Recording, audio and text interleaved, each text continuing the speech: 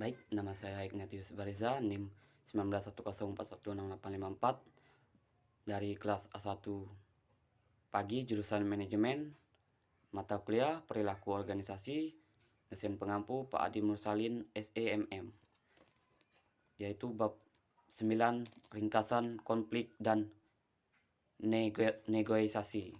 Pengertian konflik. Konflik berasal dari kata Latin yaitu confligere, yang memiliki arti kata saling memukul. Inayah tahun 2014. Konflik merupakan sebuah keadaan di mana seorang atau kelompok memiliki persepsi yang berbeda dengan pihak lain yang dapat mempengaruhi secara negatif.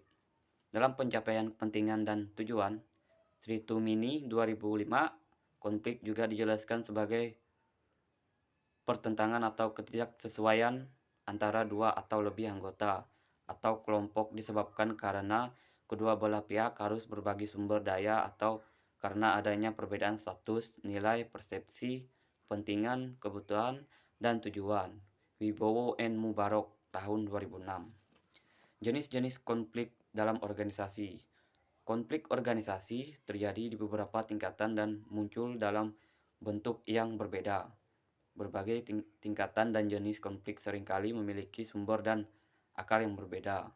Memahami tingkat dan jenis konflik juga dapat membantu seseorang mendiagnosis konflik dan mengelola konflik secara efektif.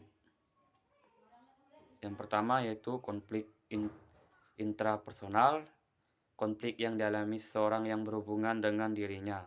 Yang kedua yaitu konflik antarpersonal, konflik yang terjadi antara satu kelompok dengan kelompok lain yang bersifat kolektif.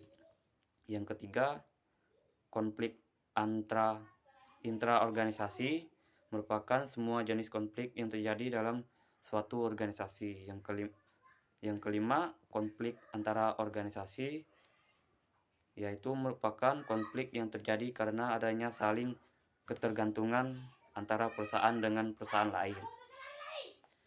Pengertian negosiasi diartikan sebagai suatu proses yang di dalamnya terdapat kesepakatan antara dua belah pihak atau lebih dalam pertukaran barang atau jasa sehingga menghasilkan kesepakatan bersama. Negosiasi muncul karena adanya perbedaan pendapat antara kedua belah pihak sehingga perlu dilakukan kerjasama.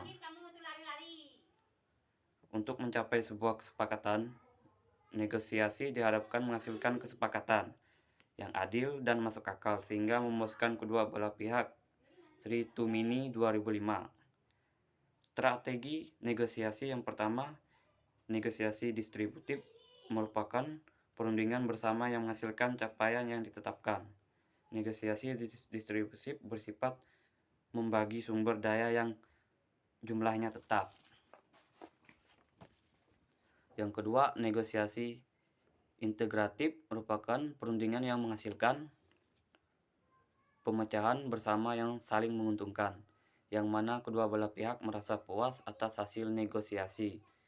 Negosiasi dengan satu atau lebih penyelesaian dapat menciptakan pemecahan masing-masing, sehingga masing-masing perundingan mendapat keuntungan dan kemenangan.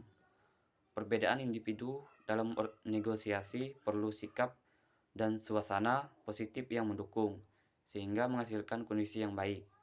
Ada beberapa sifat yang mengaruhi hasil negosiasi, seperti sifat kepribadian, perbedaan gender, perbedaan kultur. Negosiasi menggunakan pihak ketiga, yaitu negosiasi tidak selamanya berlangsung antara kedua belah pihak. Dalam melakukan negosiasi dapat juga melibatkan pihak ketiga. Sejak awal dilakukannya negosiasi, proses negosiasi yang rumit antar kedua belah pihak dapat dibantu dari pihak ketiga. Sekian, terima kasih.